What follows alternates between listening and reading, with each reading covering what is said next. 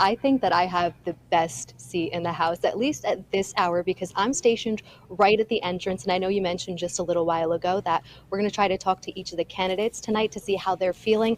That is my number one assignment. The table that you see behind me, that is where everybody has to check in. So, yes, I am the bouncer again tonight. I have a monitor in front of me, so I can literally see what is going on behind me. It's almost as if I have eyes on the back of my head. We heard some music and we heard everybody start chanting Mikey. So of course that meant that Congresswoman Mikey Sherrill would be here. Something major has changed since the last time I saw you. How important was that endorsement from the president for you? Senator Bramnick is kind of the opposite. He is really portraying himself as a Republican with a heart. I was chatting with one of your supporters outside, and that is exactly what she was kind of saying is on her mind about why she supports you, is she really sees you as being your genuine self. So that's definitely the strategy then tonight, huh? Yeah, affordability, certainly the top issue. We've talked about this several times in the past couple of months.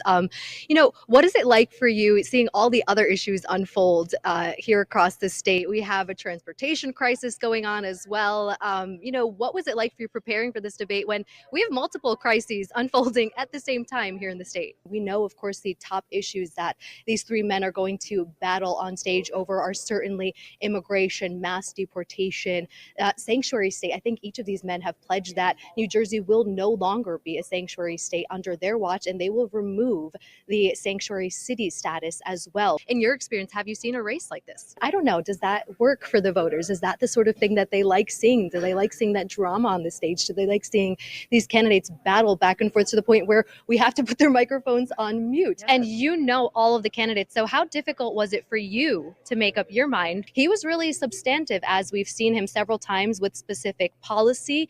He was really touting the fact that he's not a part of the establishment. And I think the other thing that really stood out to me were the closing remarks made by Newark Mayor Raz Baraka, when he said that, they didn't think that I would make it here to this stage 20 days out from the primary because I'm too black, I'm too progressive, but God made me beautiful. And when he said that, a lot of the people in the audience, they stood up for him. He received a standing ovation. They were cheering for him. Newark Airport is okay for people to fly out of. He says that we have a tremendous opportunity for the economy at the airport, and he would allow his family to fly at the airport. So I want to quote him because he said that meant that President Trump believes that Jack Ciattarelli can get the job done here in New Jersey that Trump wants him to get done.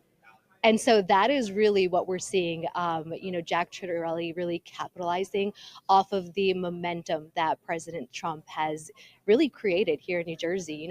We don't want to forget that he did almost flip the state, and he really likes the way that he talks. He says, it's okay if President Trump supported Jack Ciattarelli, but he is still going for Bill Spadea. He's actually still undecided. So I was like, okay, this is a good person to talk to because he's still kind of forming his opinions. And he said that he came in thinking that he was going to side with his family, and they are Bill Spadea supporters, but he wasn't so sure. So then he was like, you know what, maybe it's Jack Ciattarelli. He told me that he didn't really care about the endorsement from President Trump, but what really swayed him tonight was the substance.